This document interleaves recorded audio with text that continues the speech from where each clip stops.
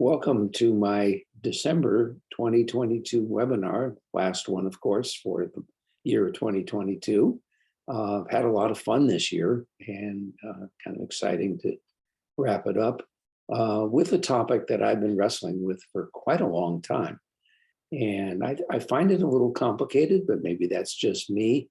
But the fundamental question I got myself down to was, is love really the binding force of the universe?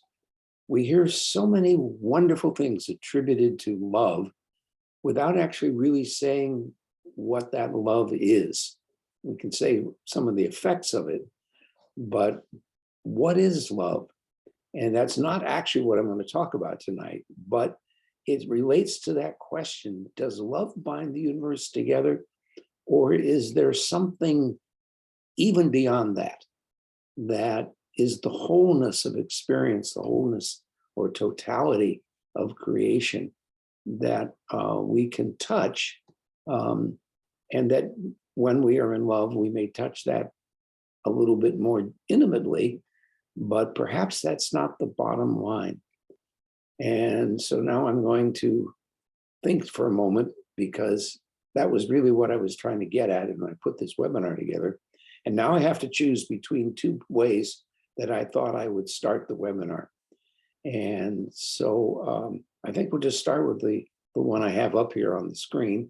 And I'm going to roll that over so I can look at you while I'm looking at it. It's one of the cute things about working on a television. You know, it's like I have a teleprompter here in front of me.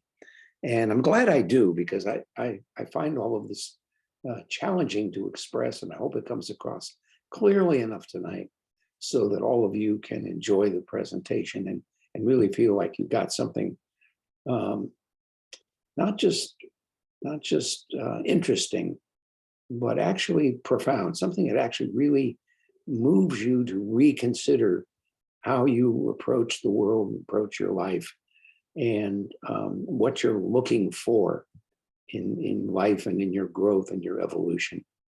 So anyway, that's the introduction to it.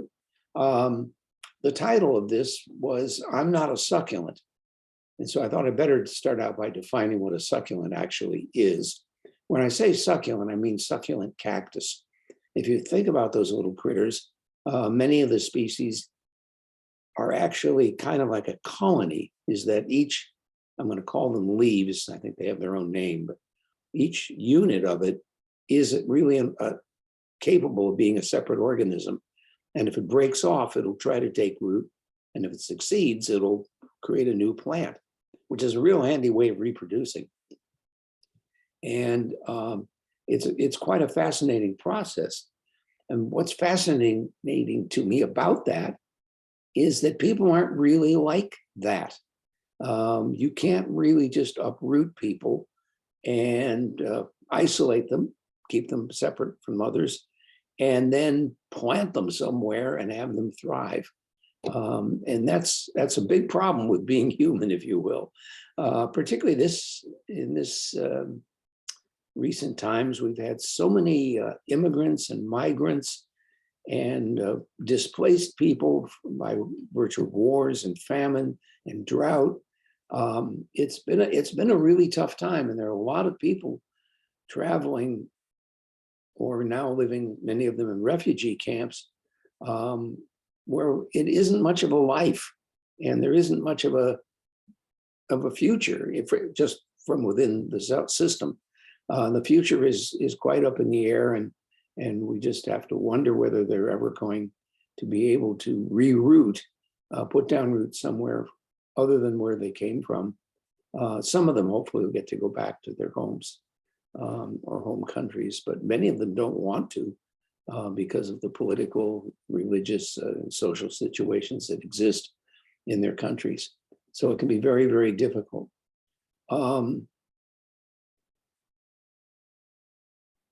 On the other hand, we are all familiar, we at least who regularly attend my webinars, with the concept of enlightenment.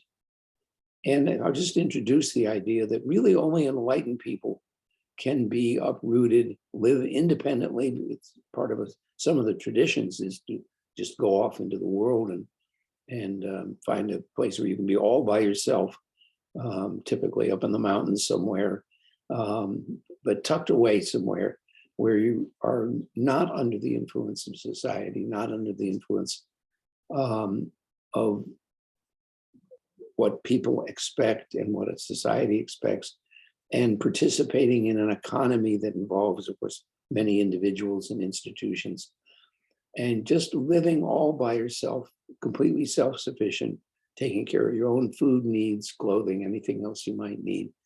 Granted, sometimes these people receive gifts of food and clothing, shelter, and that can be very nice, but typically these people are extremely independent. And so what does that tell us about the human? If some people can live all by themselves and feel very fulfilled, very comfortable in that situation, while most of us are in a situation where we need to be with other people. We need a group around us, and that group may just be family and people, individuals, or a group that we love, or it may be a social group, which can be anything from a church group to a club, to participating in a community and its activities, to participating in the greater society, a bigger universe, if you will. And so, maybe it's possible that we as individuals can function in the world and still not have to be in love or part of the gang to be creative and fulfilled. That's an interesting thing to contemplate, and I'd like to elaborate on that after I correct the typo. I want to begin by considering the roles that love and social network play in most people's lives. And then we'll challenge that notion, like I've been doing, and talk about what it means to be in love, be part of a social club, as I said, religious establishment, and so on.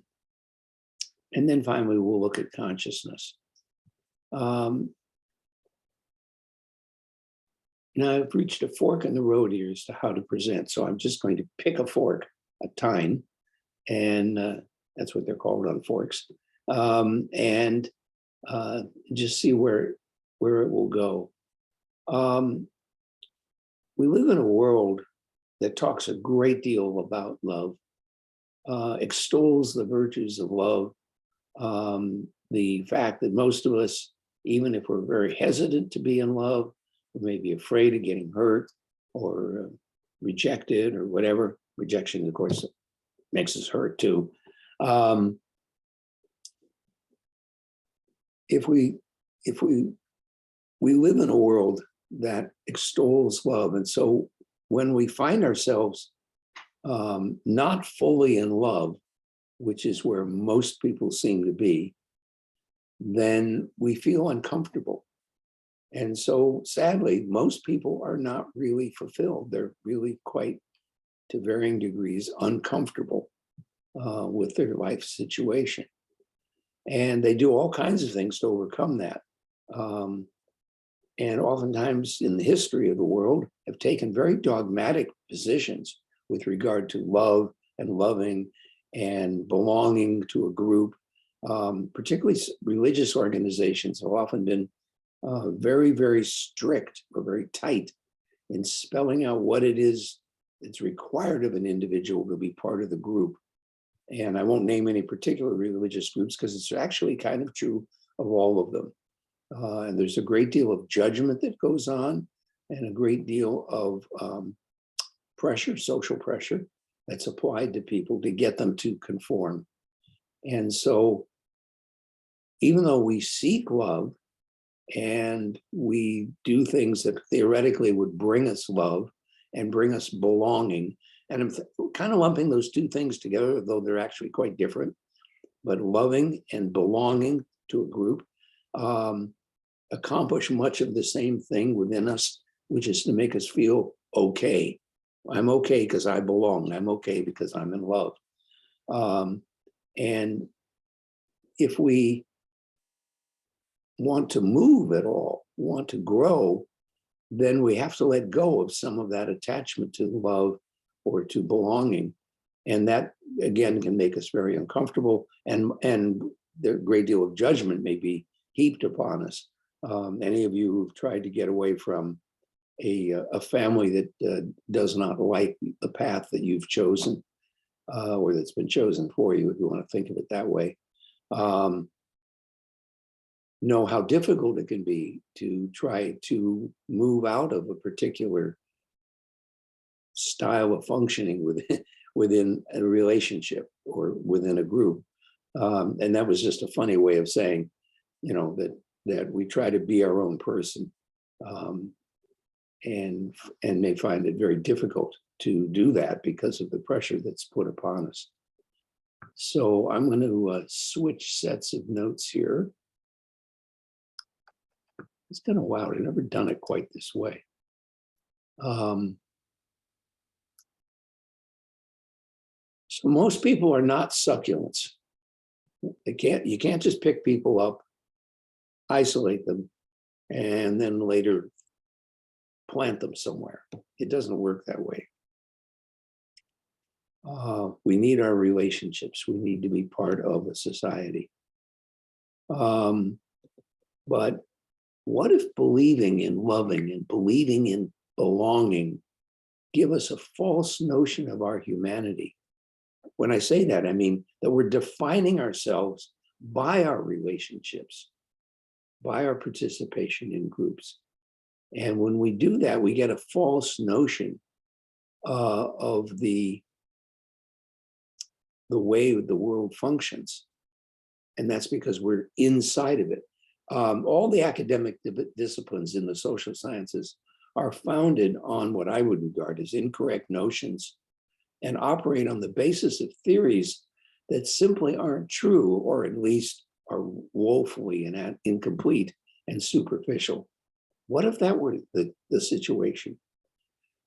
Human experience is simply broader and more individualized than the social sciences realize. And that's necessarily so because by definition, they study the functioning of societies, collections of people. What we are considering is the possibility that understanding people requires understanding individuals, not only or even merely in a social context, but also in a cosmic, galactic dimension. Individuals as part of an entire universe. That's a little hard to grasp, I think. But when we think about what enlightenment is and how enlightened people function, I think we can begin to see that, wow, this notion that people should love and people should be part of society is an artificial notion. It's not wrong, of course, and it feels good, but there's more. And it's the more that actually helps us shift our perspective. And so that we're not highly myopic, nearsighted, in what is recognized as waking state consciousness. In waking state, we see the world as, composed of the things that are involved in our interactions, which are our feelings for other people, and the best feelings are the loving feelings, and in the social networks that we have functioning as a group, allowing some of our individuality to dissolve in order that we function with a whole bunch of other people. And this remains very poorly understood in the world, despite widely available existence of knowledge and that's concerning the structure and function of consciousness. This is not new stuff anymore. I think when some of us were much younger children, knowledge of consciousness was really not readily available. It certainly wasn't available in the religious upbringing that I experienced, nor was it part of the common understanding of my society, the group I lived in. And I think that changed over the decades. So the knowledge of consciousness is now widely available, and yet it has not taken over and restructured our studies, our academic disciplines, if you will, and our personal experience of what it is to be human, our humanity, as I called it earlier. I think that's profound, sad, but profound that we really have not incorporated into our broadest knowledge the understanding of consciousness, evolution, and enlightenment. Let me give you some specific examples of why I think the social sciences have failed us and how they've gone about doing that. But basically, the idea is the social sciences have failed us because they're too myopic. They study people in a social context and thus assume that social context is what humans are all about. So we want to challenge that notion. The field of psychology treats mental health challenges. So I'm just referring here to situations where people are losing it as diseases to be cured rather than states to be appreciated and even enjoyed. Psychologists see, for example, depression as a mental illness producing a state of dysphoric mood rather than a behavioral response to situations that may have occurred long in the past, even in past lifetimes. Now, modern psychology doesn't have any way of dealing with things from past lifetimes. And it's widely just excluded from the possibility, although some have explored through various forms of regression and sleep analysis and such, the possibility, hypnosis is what I meant to say, have ignored the possibility, or some have included the possibility of past lifetimes, but by and large, that's excluded, partly because it can't be verified. And they have a whole thing about that, and I'm not going to go into that tonight. But what psychologists miss is that instead of giving medicine to people, they could see or change their viewpoint of what's going on and see the person's mood as a behavioral state that is useful in and of itself, or used to free a person from their propensity to react in a specific way to specific types of stimuli. In other words, we get our buttons pushed. Something happens. So somebody dies, for instance, somebody moves away, or we lose a friendship. And we're programmed to respond in certain ways, and we may be quite depressed. That may have occurred when we were very young, for instance. A parent may have died or left us, abandoned us, is what the usual feeling is. And so from that comes an ongoing depression and other symptoms like lack of trust and so on and so forth. And when that happens, we're completely caught up in the situation. And then we might seek a psychologist or some other therapist. And typically they'll do some counseling. But so often, at least in my experience, the psychologists don't really figure out what it was that the person was reacting to, and don't see the reaction as an adaptation, a way of responding to a situation. It's just not there. And so they use medication, and the medications, peculiarly, usually don't work in the sense of curing the depression. They may improve the symptoms. They may improve the symptoms, the sad feeling, the mood, but they don't cure the depression. If you stop taking the medicine, typically the depression comes back. Now, it may not come back right away. And that may be, again, because some space has been created between the stimulus and the response. But then something happens, like the stimulus comes up again, you lose another friend, somebody dies, some bad thing happens. And then you find yourself being depressed again. For me, that shows up when I watch something on television that is sad. And then I feel that in myself. And I find it very peculiar now, because whenever that happens, I think whenever it happens, I find myself going like, oh, you're reacting with sadness to this show. It's just a movie. It's nothing. It's not real. Or sometimes the stories are real. Another situation where that happens for me is when I get the news coming from Ukraine, and people are living in bomb shelters and have no power, and they don't usually say it, but it's clear that they haven't bathed in a long time, and many of them can't even cook food. A lot of people are being fed from kitchens that are set up with generators to provide the power to cook the food, and then the food is distributed, hopefully still hot, to people who are living in the cold. They have no heat. They're generally living in places where they can avoid being bombed, and they live in constant fear of annihilation and of starvation or freezing to death. So the situation can be very horrible, and yet the people can continue forward, struggling to do the best they can. And I find that very heartening. It's taking it a little bit off the topic here, but I find it very heartening, because one of the things I've perceived in the reports that I've read is a tremendous spirit of determination that the Ukrainians have. The ones that have stayed behind. This is probably not universally true, but they stayed behind because they wanted to ride it out, fight it out, defend the home country. And that has something going for them that many others have not had. And I think that's probably because they were invaded by a neighbor.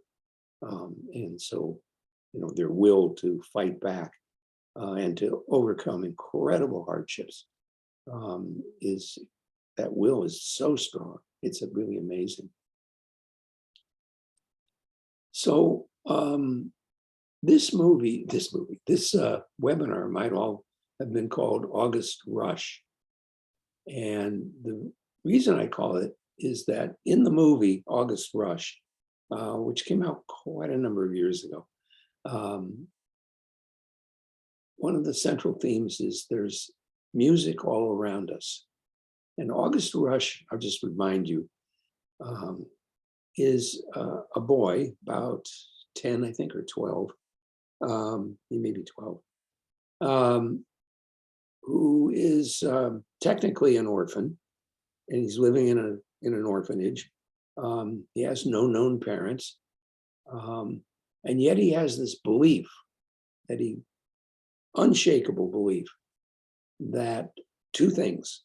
One is that he has parents and that they do love him. That's one belief. And the other belief is that he can gather his parents to him. He can bring them to him by virtue of music that he creates. And he believes that because he hears music wherever he is, and whatever he puts attention on, he hears music.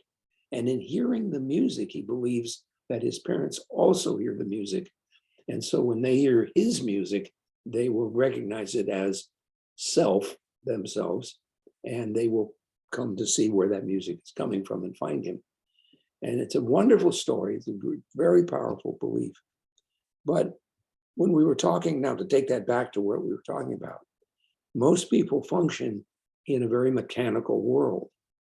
And yet the enlightened seem to function as though they could hear the music of the universe all the time. And so they have this own set of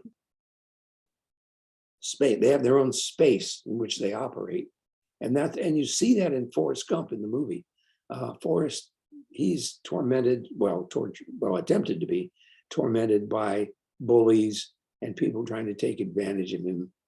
And people who are not supportive of him, truly, often being very deceitful.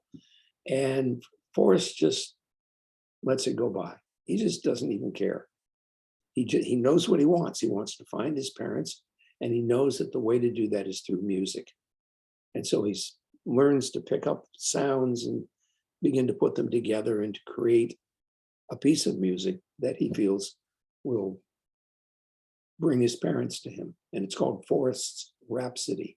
It's very beautiful. And it includes a lot of sounds not normally heard, particularly in orchestra music. And he gets the opportunity eventually to play his Rhapsody, which is kind of a cute part of the story. And the rest of it, you got to see the movie to find out how it ends. But in terms of our understanding, Forrest is like an enlightened person. It's amazing. He just is in his own space. And all these other people are clearly unhappy people trying to dump their unhappiness on others and take advantage of other people. And Forrest just won't have any part of it. He just transcends the whole thing and just goes about his thing. And eventually is able to create a situation where he can go out and create music and draw his family to him. Anyway, I strongly encourage you to check out the movie. It's available, I think, online, and it's available in the library, Fairfield Library anyway, which is far away for some of you, but not too far for others. Okay, so what does August Rush have to do with unhappy mental states? It's about being unaffected by that which is not life-supporting and dealing with a level where there is happiness, there is bliss, there is harmony, there is music, there is magic all the time. So Forrest deals with the stuff that's thrown at him, but it doesn't take away his vision, his goal, his purpose. So he acts like an enlightened person in that way. And in that way, he teaches us to seek that natural state of functioning in which we're tuned in.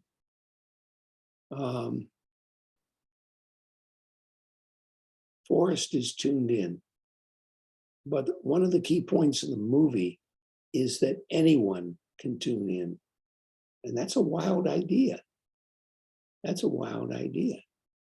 Now, it's not foreign to most of us here who've learned to meditate, and part of the introductory material that we received was the idea that anybody can meditate. You all know the phrase, if you can think, you can meditate. Because meditation, at least transcendental meditation, uses the natural tendency of the mind to turn inward and to seek that state of greater happiness that is connected with the whole universe. And so that notion is very familiar to us. I have, through my training, had the experience of being told that anybody can do energy healing. Now, very few people do energy healing, and very few people know how to do energy healing. But anybody who wants to do it can just put their mind to it, and with training, can learn how to do that. And I know some of the steps in training, and they're really quite natural, if you will. They allow the mind to function in a way that can tune into, and then use the energies that create people and things in the universe. So it is entirely possible that anybody can learn to do this. They just have to practice. And for some people, it'll come easier, and other people, it comes more difficult. And then there are those people, I said it like that because, it's kind of like, how do they do that? We call them prodigies. And there are people who it's as if they came onto this planet with the abilities already developed. They may further develop, but the idea is they come, with incredible abilities. We see prodigy, particularly in the musical world. And it's amazing sometimes to see a 5-year-old play, some symphony or rhapsody or something on a piano, for instance, or on a violin. And to realize that they came in not only with a sense of the music, but with the physical ability to play it or sing it. And they're wonderful, some wonderful prodigy singers out there, little kids, many of whom have grown up. And some of them have retained that incredible ability and developed it even further. But people who are good at something can get there by practice. People who are really great usually are born with the ability. They can make it better, and they make it great, but they're just born with it. We know of so many examples, but I'm not going to go through the list tonight. So why don't more people tune into the frequencies of nature, the vibrations of nature, the music of the universe? Poets refer to it a lot. We know it's out there, but why don't we tune into it? I think the main reason is that attuning takes practice, and success often isn't immediate. I think that's the main reason. It becomes work. It's like I want it, but I don't know how to do it. I have no sense of it. And I know that when I learned energy work, it came from a positive experience of actually doing some energy work and discovering that energy was something I could actually sense, and then took some courses that greatly expanded my abilities. But I'm no prodigy in that field. I can do it. I do it pretty well, I think. But there are still people around who I sense, at least, or suspect are doing it better. I don't even know what better is. I use that phrase because how else are you going to express it? But some people seem to have certain natural abilities that make it look like they're, quote, better at it. I'm thinking about it as I'm talking. And when I think of some of the things that I've done with people, I'm not sure that I actually am not as good as everybody else.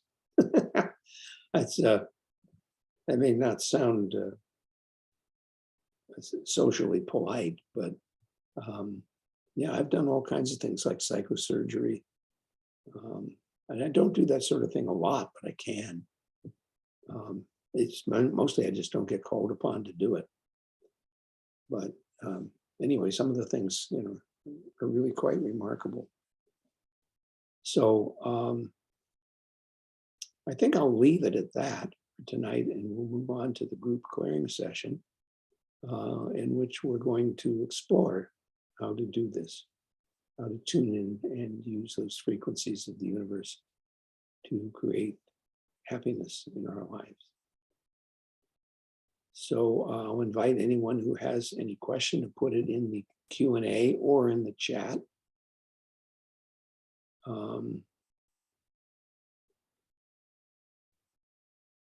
Apparently used the wrong name there somewhere. It's August Rush. Did I say Forest Rush? Did I really say that? Did I say Forest? It's August Rush. I have August right here in front of me on the thing. So I must have just forgotten. I think somehow I got tuned into Forrest Gump, which is another interesting movie because it's about somebody who's mentally retarded, mildly mentally retarded, but who has tremendous supportive nature. It's like he's really tuned in. But part of his tuning in is tuning out. He just, there's so much he just doesn't see. He just can't comprehend it. Anyway, that takes us off the topic. Any questions? Pop up here. So the chat function does seem to be working.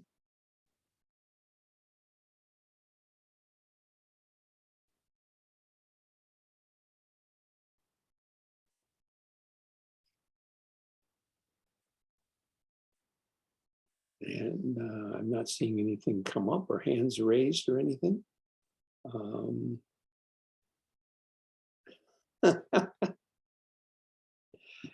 Yeah, you can all see the comments in the chat if you want. I'm not even going to comment. Science progresses one funeral at a time. Okay. Very good. We're going to end our recording.